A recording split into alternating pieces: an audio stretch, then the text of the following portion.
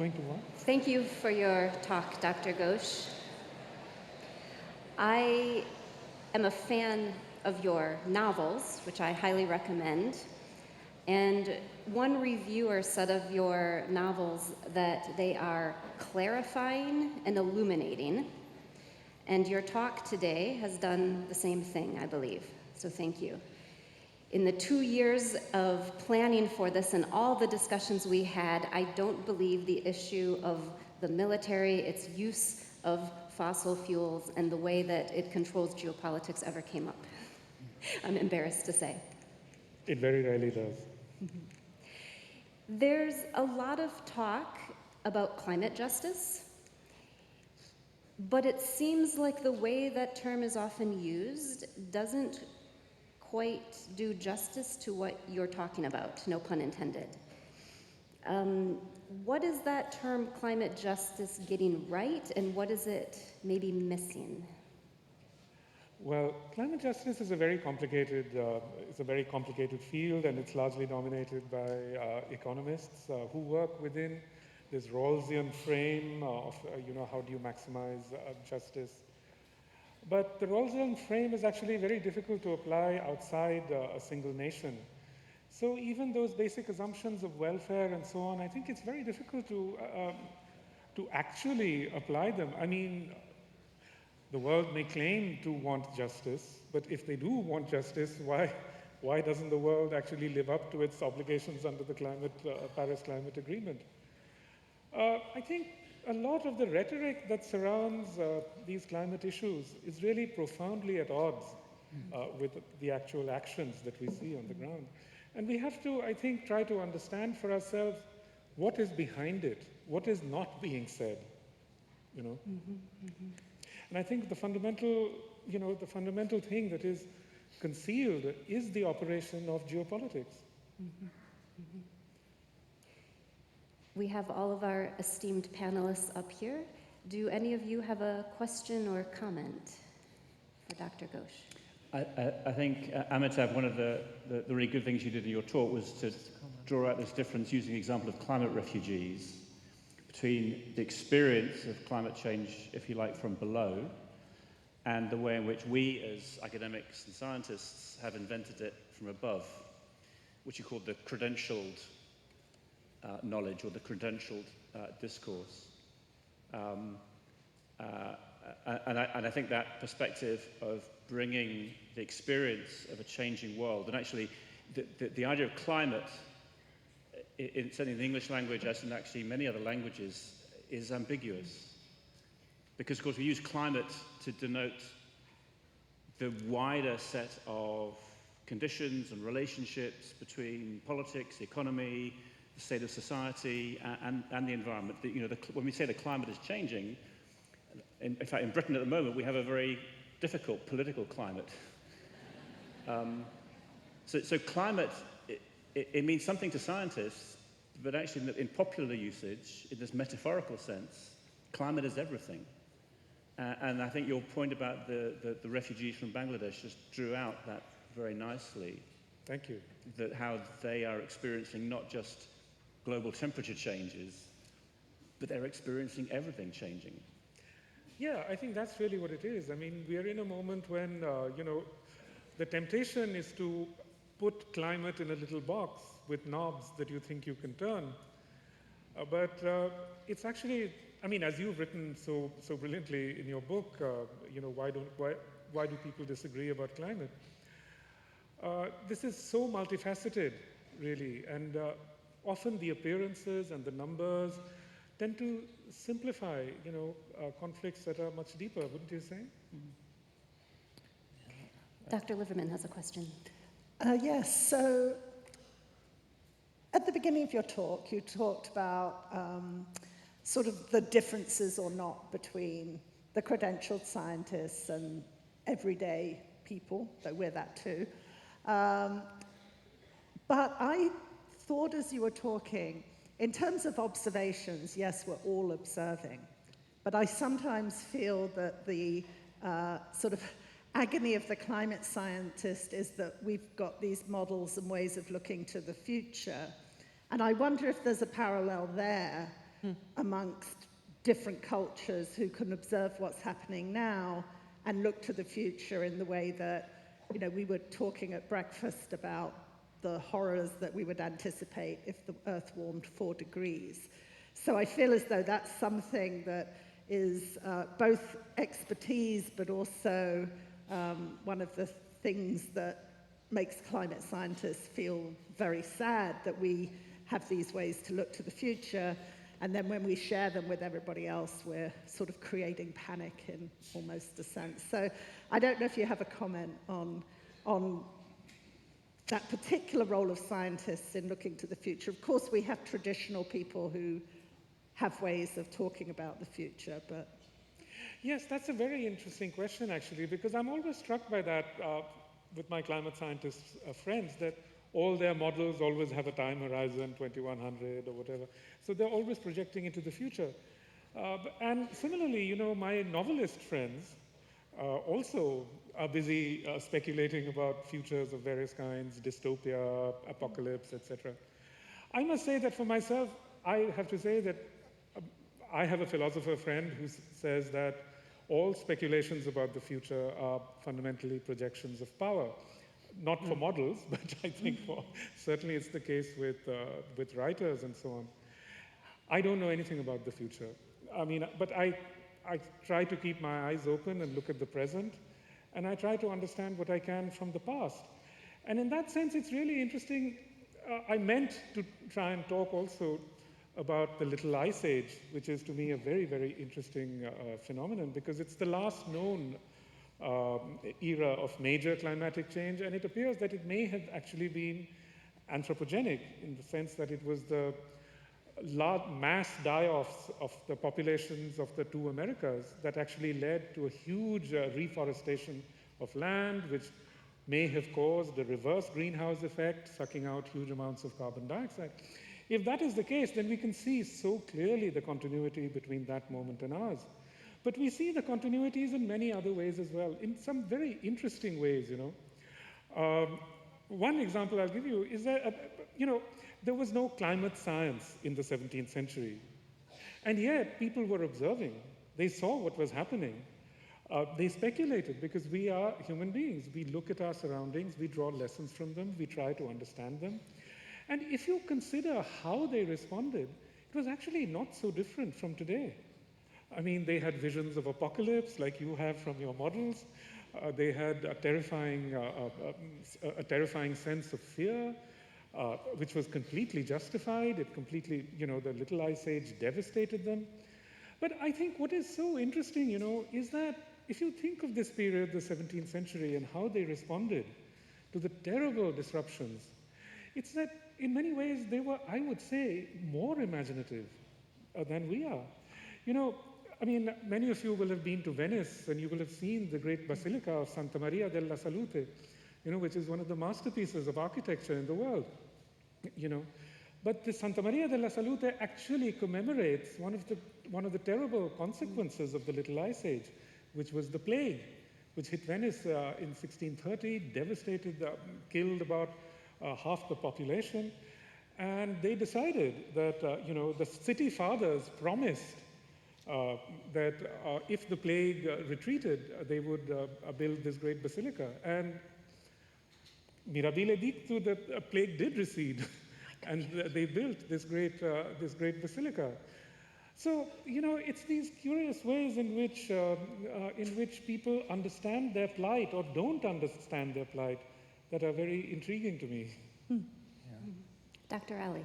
Yeah, so back in 2007, Gabi and I were locked in a building in Paris at 2 in the morning with the IPCC, with all the glories of Paris outside, arguing about semicolons.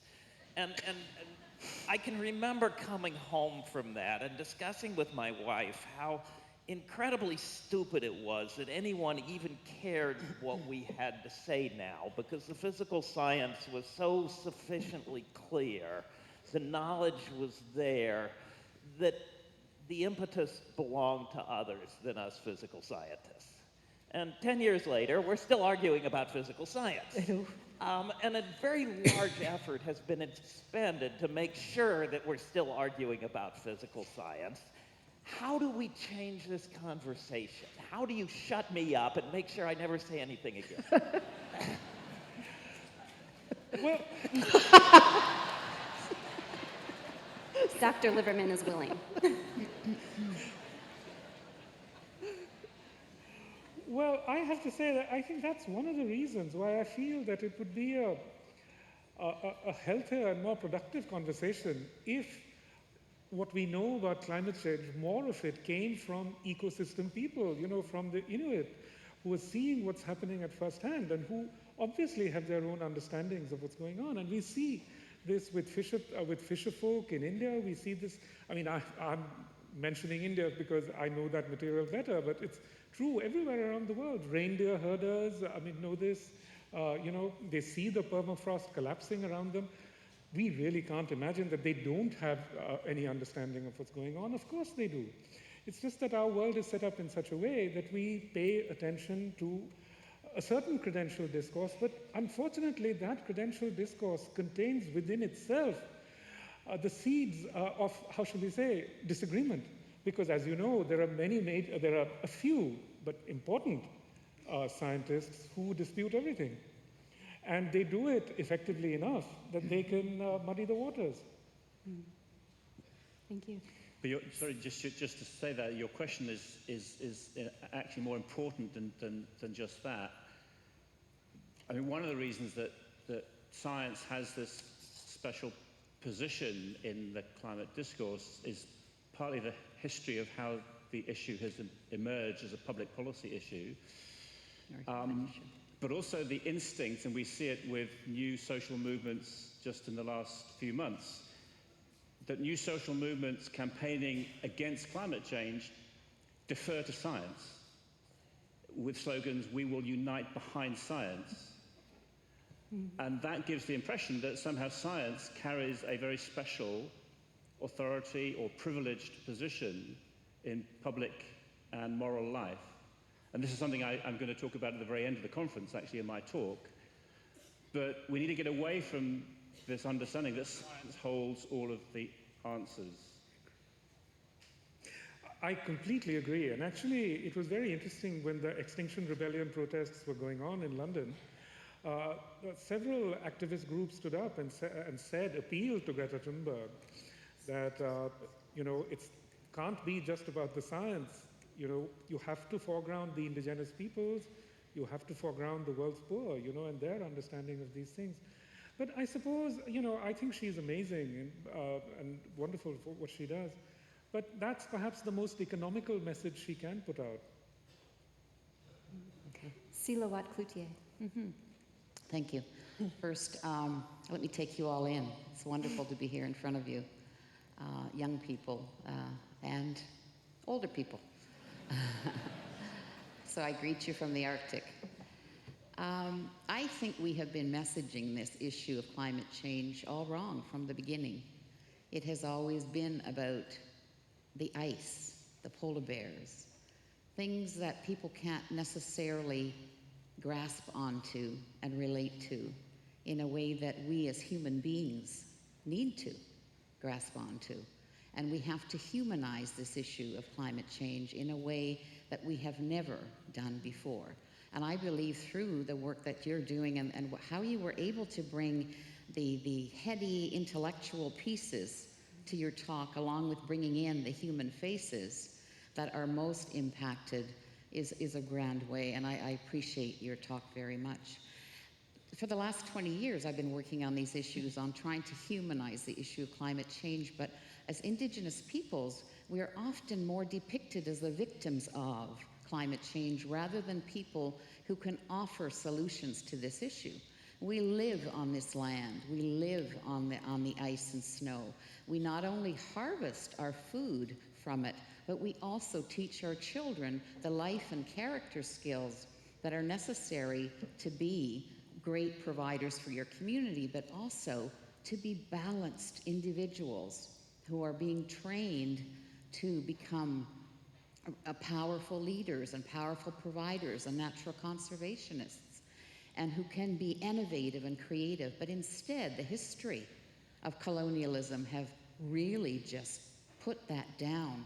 And we're dealing with climate change not as a new issue per se, but on top of all of the historical context of a people who have been colonized and what we're dealing with our historical traumas, we're now dealing with another onslaught of something that is now traumatizing us once again. So we have to continue to work from that place where the indigenous voices of the world that are most impacted and marginalized, who have the least amount of resources around them to signal that kind of message out to the world to say, we're all in this together. This is about all of us. It isn't just an economical issue. It's not just a political issue. It's not just a scientific issue, but one that brings all of us as a common humanity together. And so the youth movement that we're hearing about is just tremendous. This young girl, Greta, from Sweden, has done more to put this on the map than I or anybody else has in the last 20 years that we've been trying to signal this. Because why is that? Because she's really humanized it, and this is your generation that we are really destroying. And she has that rightful voice to be able to do that. This is not just climatic changes. This is a climate crisis. Our planet is in trauma. And so it is about us as human, common humanity. And it's really about human rights of people. And the southern parts of Canada and other parts of the world are now finally starting to see that their own lives and livelihoods are being impacted. When we had signaled 20 years ago, this is an early warning from the Arctic. The Arctic is breaking, the ice is breaking down, the air conditioner for the planet is breaking down, which is the Arctic's ice. So let's keep bringing that human perspective, human rights perspective to the dialogue. And we'll get somewhere, I think, a little stronger and quicker on our common grounds as human beings.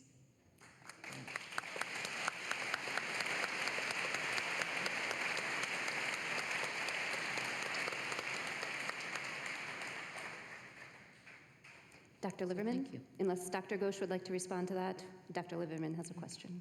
I just couldn't agree more.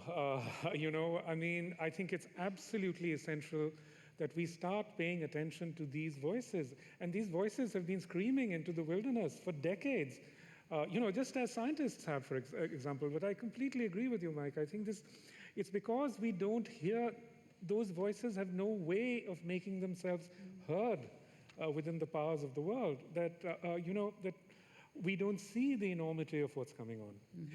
I think there are many arguments to be made to connect, in fact, climate change with the Indian wars of the past. I mean, it's exactly that model that's being generalized to the entire world. What were, after all, the majority of or let me put it differently, the violence that occurred during the Indian wars in both North and South America was not only a small part of it was direct conflict. Most of it was what we might call biopolitical war. It was environmental war. It was disease. It was by terraforming two continents so that they became something completely different, with these massive eradications of native fauna, like the buffalo, like so much else. In effect, what we are seeing today is really this process working itself out in the world, that, there's a kind of biopolitical war going on, really. If you think about, why so many people are so reluctant to act on issues of climate change, I think it's a mistake. Again, it's a mistake that goes back to the sort of scientific framing of this issue that, we tend to call them denialists. We think that they are suffering from some kind of cognitive failure, But that is not it. I mean, there are many very powerful people around the world, including, say, Bolsonaro, or, for example, Peter Thiel, who's the, founder of PayPal, very, very clever man, who's actually bought himself a climate getaway in New Zealand. But there are also people who are thinking about this. And what they think? They think the climate problem is going to be solved by a Malthusian correction, which basically means a mega death event. And in fact, that is one of the reasons why they seem to want to accelerate towards that target. So really, this youth movement couldn't have happened at a better time. I mean, it's so urgently needed, because if we are to head off the worst possible outcomes, it's now that, we need to arouse, in a sense, the world's conscience, but also it's common sense. Yes. Dr. Whitman. So I'd like to talk a bit about the migration issue, and I really appreciated your conversations with and respect for the stories of the migrants that you talked to. And I live on the US-Mexico border, and many of us for the last year have been volunteering in the migrant shelters. We've had 15,000 people come through a shelter that's just a little way from my house, and most of them are from Central America, although we do meet people from Bangladesh and the Ukraine and Haiti. People are finding a way into the US through the southern border. But two observations on the conversations we have with them about their lives and their choices. And one is that they talk about how migration, particularly the circular migration and the role of remittances, has always been a way to cope with climate variability and climate disaster. And the problem now is with the militarization of the border is if they can get across, they fear returning because they'll never be able to come back. So we've made it, in a way, through our border policies, a permanent migration that might otherwise have been what we would call climate adaptation, because migration has always been a very positive and logical way to deal with extreme climate events. And I wondered if that came up at all as you were talking to people, this idea that actually we're adapting to climate change. And then that links to the idea, we had a workshop just recently that looked at whether climate adaptation in situ, in Guatemala, in Honduras, could actually allow people to stay in the places they love, and they really didn't want to leave. They felt that they had to leave. So I'm interested in that sort of narrative of adaptation. But the final thing I would say is, in those conversations with migrants on the border, rather than feel as though, as a climate person, I want to push them to talk about climate, I actually try to avoid and stop them talking about climate, because when they get their asylum hearing, if they say it was climate, they won't get asylum. They have to say it's violence, it's gangs, because that's the only basis for asylum. So in that case, you don't want the migrants to even mention the idea of climate, because it'll reduce their chances of getting asylum. That's such an interesting set of questions, Diana. I can't speak about the situation on the US border simply because I'm not acquainted with it. Come visit. I will, sure. But I really feel that, one of the problems with the whole discourse on migrants and migration is that it's almost all written by Western journalists who don't speak the languages. I think that makes a huge difference, because certainly my experience of speaking with migrants in the Italian system was that the stories are often completely different. Because by the time they arrive in the processing system, they already know in many ways how to, what the other side demands of them in terms of framing and so on. So, somehow it's my fate that I speak 4 languages of the global poor. So I was able to talk to many of them in their own languages. And I think it makes a great difference. See, in terms of climate, of course, climate is a factor. But the more I spoke to them, the more I realized that, in fact, technology is such an important part of it.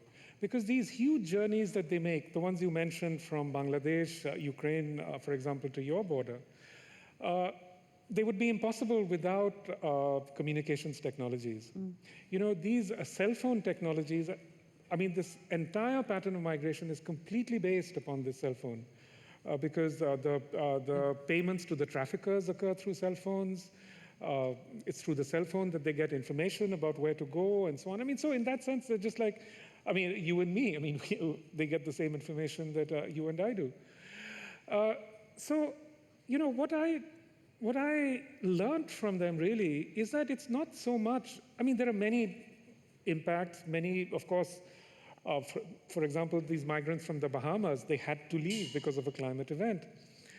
But there are more complex interactions, really. For example, I would say that it's not so much that the migrants are leaving because of climate change, but that climate change and the migration are being caused by the same phenomenon, which is an acceleration within our societies, an acceleration of technology, of consumption, of movement, of production. All these things are accelerating in such ways that it's impossible to expect that people will not move. How can they not? I mean, you look at these logistic systems for assembling, for example, every product that you have. These complex systems of assembly with, you know, things hurtling around the world at this incredible speed. How can we expect that at some point that will not impinge on the lives of people? Thank you. Silawat Cloutier, and then we'll turn to some audience questions. Your question about the definition of how they're being violated, you know, plays into this. Brings me to a memory of the time when I was launching the human rights petition to the Inter-American Commission on Human Rights on connecting climate change to human rights. And I was in Sweden at the time, in fact. I was receiving something there. And someone from Amnesty International, I believe he was the head of Amnesty International, received a call from his assistant, and it was the Sophie Prize, actually, I was receiving, and his assistant said to him, "You better be prepared to get a call from the media because the woman who launched the human rights petition to the Inter-American Commission on Human Rights is receiving the Sophie Prize, and they may want your input or your comment." And apparently, and he was telling me this in person later at another event, his comment was, "She's done what?" In other words, the definition of violation of human rights is very different from how it is being used properly in the right sense. So when you say, you know, they have to define that they were being violated in some way, then we have to start to think on the larger picture of things and into the future, and for these younger generation to know and hear this, is that I don't know any other event that's going on or crisis or trauma that is more violating than climate change today.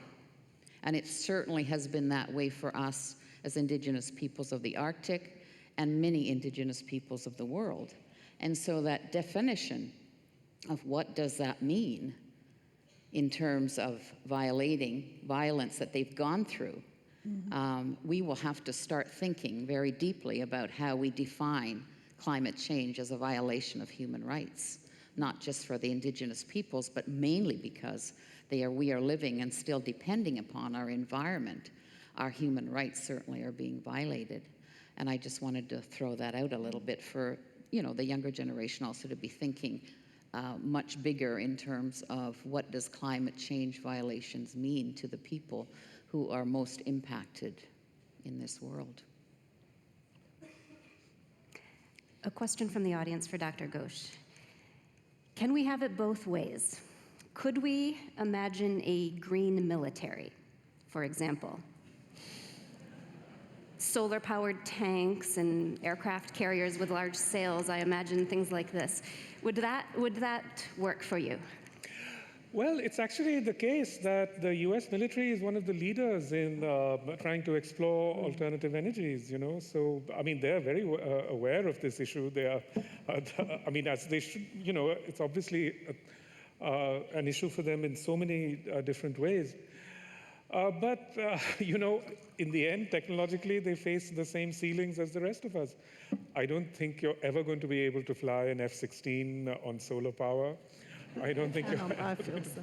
I mean, it's just that the batteries would have to be so big.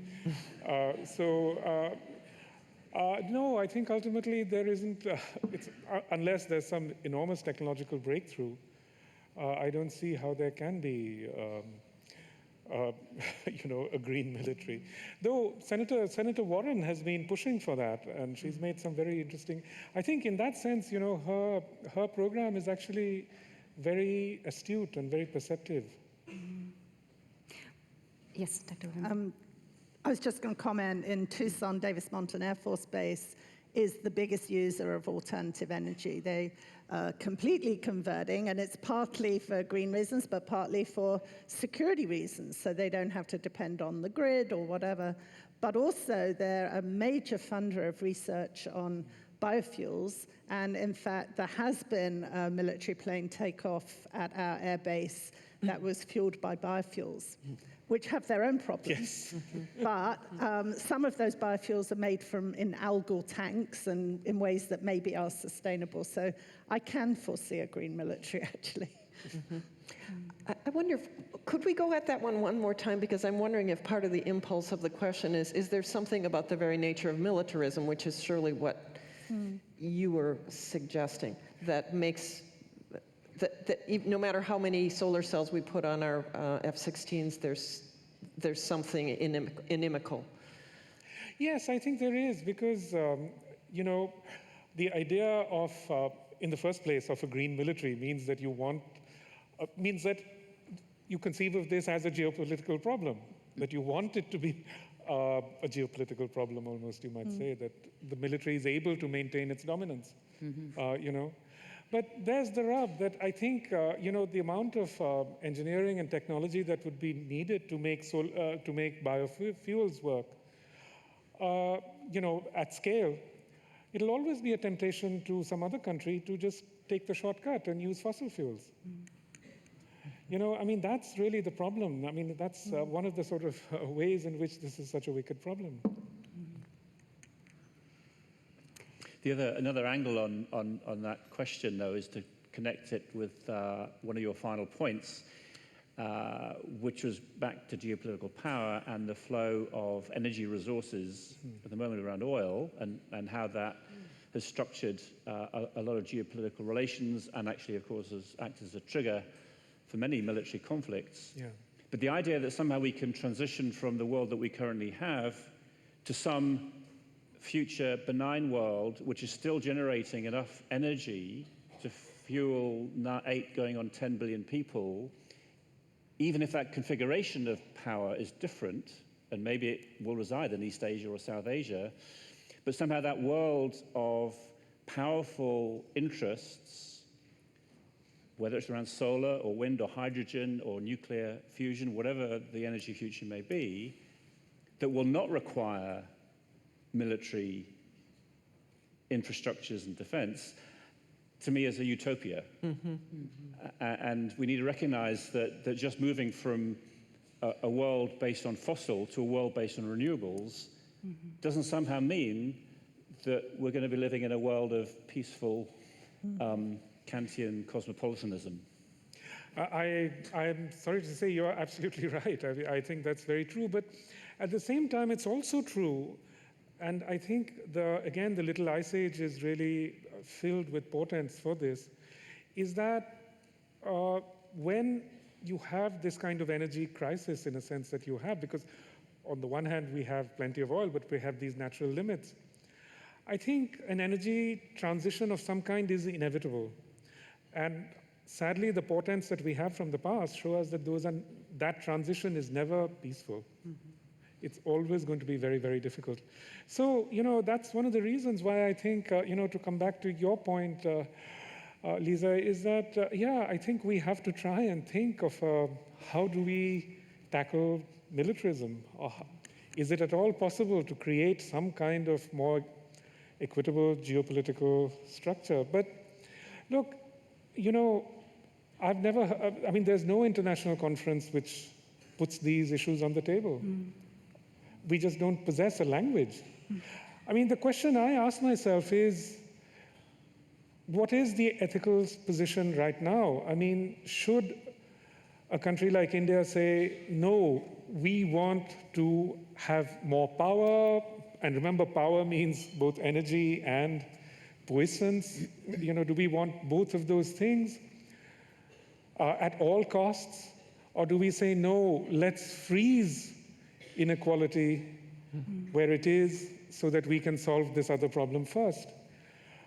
But we know that it's such difficult ethical territory, and not just that, it's such difficult political territory. How could you ever persuade people?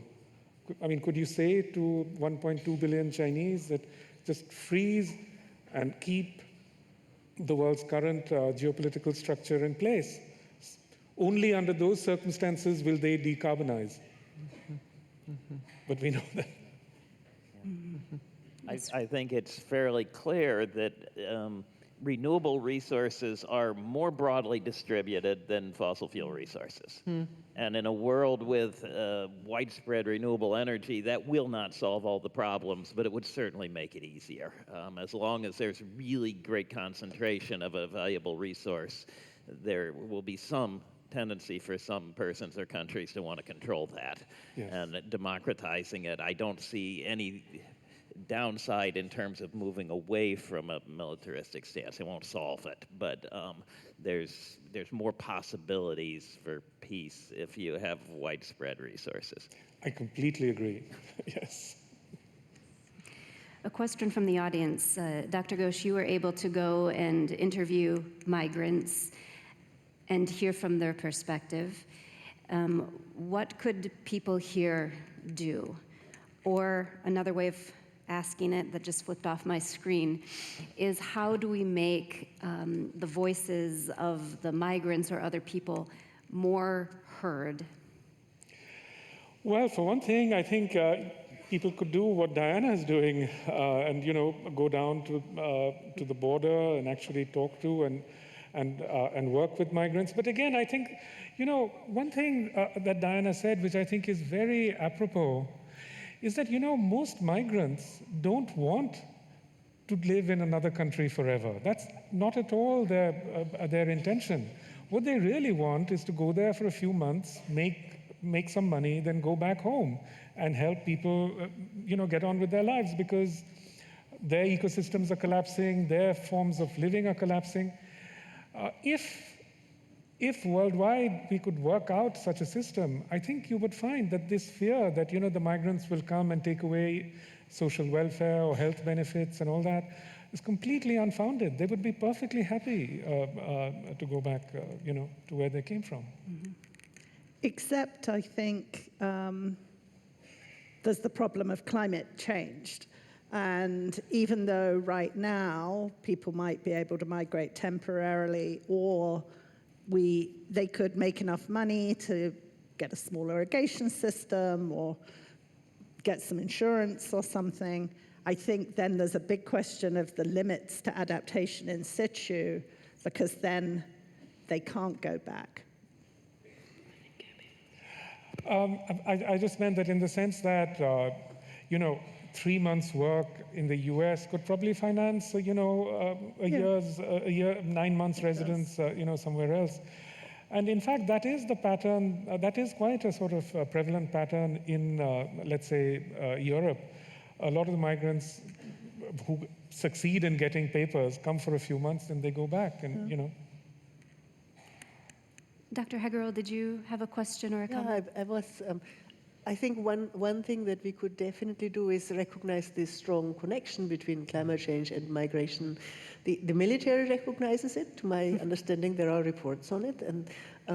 And when we talk about climate change and produce reports for our governments about what climate change will do, we talk about how the temperatures are rising and the rainfall patterns are changing, but we don't talk about what this means globally. So when, for example, the UK released recently a new prediction of what climate change will mean for the UK, there is no mention of the global consequences of climate change and of the fact that if the way the climate change adjusts to this higher CO2 is that the tropics are the ones where you see the effects first, and where the temperatures reach thresholds that haven't been reached and that people and ecosystems can't cope with. And this global connection is on the one hand, something that we forget when we talk about the local effects. And it's also maybe a reason that science is important and that it is important that Greta Thunberg brings in the science, because this really global image of a planet as a whole that responds to this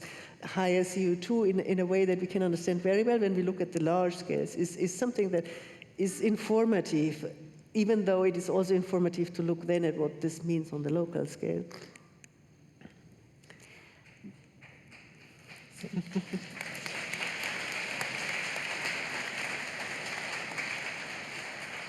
There's an audience question that may sort of respond to that. So climate change, as it is phrased, is such a global issue.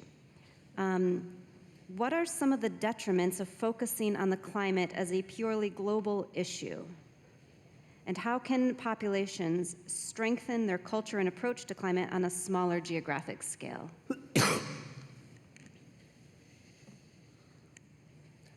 Is that for Anyone? me? I think Sheila should. I think the most important things we have to do is to reclaim values that we've come to lose. When you speak to migrants or when you read about migrants, the first thing you hear is that they talk about a better life, finding a better life. But often what's happened in the world is that a better life has come to be thought of in terms of possessions, rather than in terms of what Sheila talks about, community, finding happiness in a place, in a landscape, in a particular group of people, in family, and all those things. I think that, in a sense, is the more essential thing that we have to try and address that all the time. Someone's persuaded us that in these commodities lies happiness, rather than in all the things that, say, our grandparents treasured. They may not have had a refrigerator, but they didn't care. They were perfectly happy, So, in what ways do we manage to recreate a sense of a good life, which is not a high consumption life? I think that's ultimately what is at issue. A life that is not high consumption, that is not predicated upon conflict. Those are the more fundamental issues that we have to ask ourselves. And I think really here, our best guides are indigenous peoples, like the Inuit in Northern America, but also, we have many indigenous peoples across Asia, who lead very simple lives, but lives which are filled with all kinds of rewards, many forms of happiness.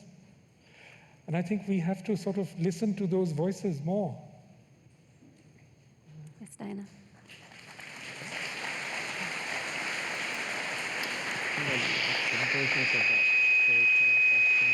What is the story time question? I don't see. So across the United States, I think there actually is a very strong move towards localities and communities thinking about how to deal with climate change. And of course, the word that everybody uses now is resilience, and how do we build resilient communities? There are hundreds now of community adaptation plans.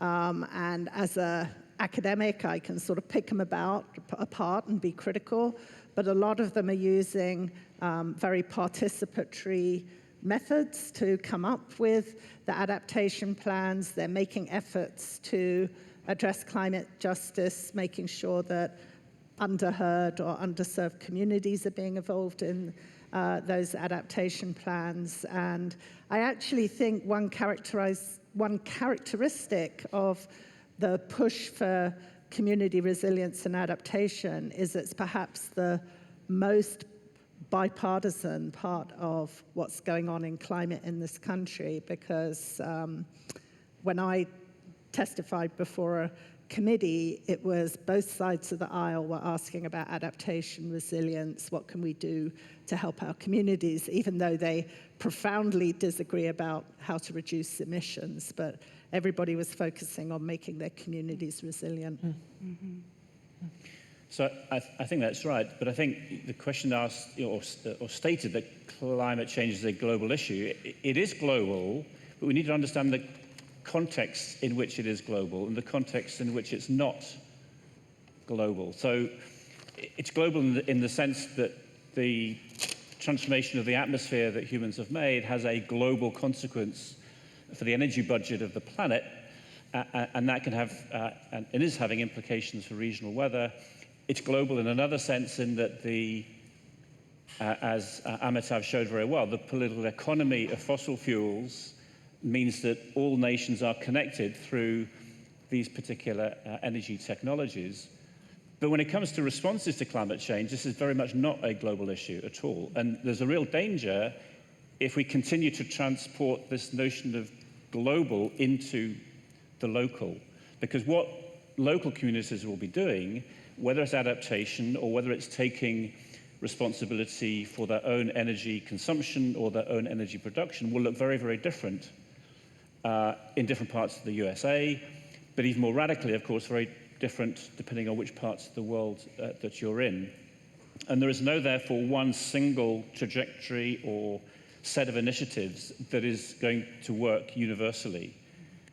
And so much more focus on the particularity of what a local community would choose to do in response to climate change, I think is important, and not to transport what scientists or political economists conceive of the world as a unitary system.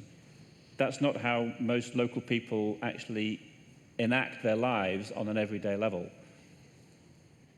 Dr. Hagerl, did you want to respond? Yeah, I agree with many of what you said. Nevertheless, when individual countries or companies emit into the atmosphere, they emit into a global common, and the effects hit us all.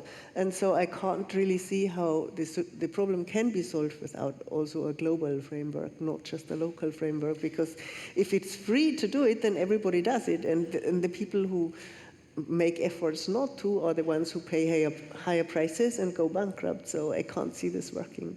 So that's looking at the Earth system as a physical system, and it's led us to international agreements that set out objectives for, I mean, the current framing is around net zero carbon by particular dates, but net zero carbon as a target is only a proxy for global temperature. Global temperature is only a proxy for regional weather. Regional weather is only a proxy for human well-being, and human well-being is actually only a proxy for a multitude of ethical, normative commitments about how people want to live their lives. So when it comes down to how people see themselves in the world, we're a long, long way away from framing this in terms of net zero carbon. And this is what I mean, is that we need to be careful about how we transport global narratives or global analyses of a system into everyday, local, place-based solutions. Dr. Alley. But isn't that why we're debating the issue of climate change in the first place, though? Because of that disconnect between our communities and our connection to our food source, to our environment, to each other, to our values and our principles, to what is happening in our world today.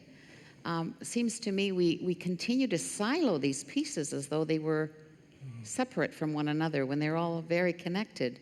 And for us as Inuit of the Arctic, thinking that everything that we do today has been impacted. Our food chain was poisoned from afar, not of our doing. In the 80s, where our nursing mothers had to think twice about nursing their babies as a result of persistent organic pollutants that ended up in our food chain.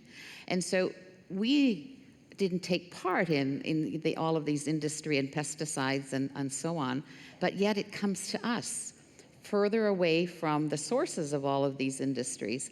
And now CO2s, of course we emit in the Arctic. How can we not? We don't have any other options really now. We've come from dog team in my childhood to having to use snowmobiles and so on. But it seems to me if we continue to think in terms of separating all of these issues and siloing them, we will never get to that place where everything is interconnected. And I think it is the voices of the indigenous peoples who still rely on the nature to give you your food source, food source, and the powerful teachings that it gives us is going to be a way in which we can try to get back that. I know it's a long shot and it's going to be far away before we get to that place, but certainly I think the understanding that we have on a daily basis that impacts our food, impacts our health, impacts our young people from not being able to learn the strength of the land that we so love is the problem that we're facing today. So if we can continue to, again, bring it back to the ground on how it impacts the local to the global and back and forth, then we would be better off in saying we're all interconnected that way, no matter how small our community is. I mean, my communities are smaller than the number of people in this room. I come from a community that's 2,700 people. And so we know what it's like to be impacted by the global economy and by the byproduct of the global economy to our health. And as the ice is melting, we know that influx of the ships and the shortening of the Northwest Passage is going to even make it worse for us. And so every day we wake up now and say the global forces are upon us, which to me is something that we need to worry about constantly now. I know there's others who want to add to this, but I'll pause so that we can ask one last audience question that's come in from multiple people of Dr. Ghosh. You're mostly known, most famous for being a novelist. So what is the role of storytelling in creating more possibility for justice in the climate crisis? Great question. Well, that's an interesting question. Yes, I am mainly a novelist. And I know that I often hear from my climate scientist friends, you know, they say, oh, we need new stories, we need new narratives and so on. And, you know, me as a novelist, I can't help thinking, you have no idea. I mean, people can read a story and not care at all about anything. I mean, you know, after all, look at that film, Day After Tomorrow, and so on. I mean, what difference did it make? I mean, you know.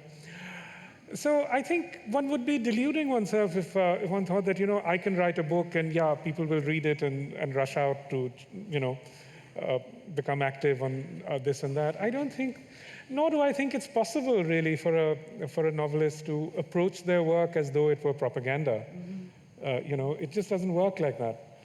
So, you know, for me, I just have what our current predicament means for me as a novelist is really just this. It's the reality. I have to write about it because it's my duty. I mean, it's what I've always done. It's what I've thought of as important about the novelist's craft, that, you know, you look at your world and you answer it and you address it.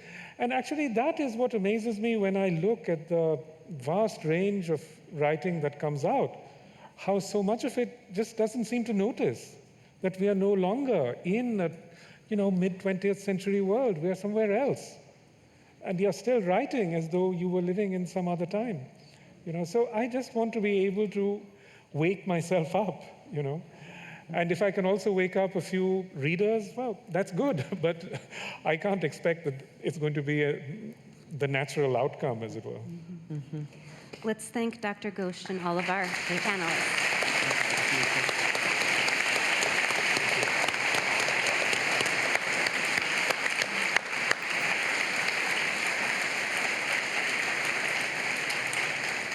Thank you to all of you. A few announcements as we leave. First of all, after these discussions, there will be a poll that will appear on the screen. We invite you to fill it out.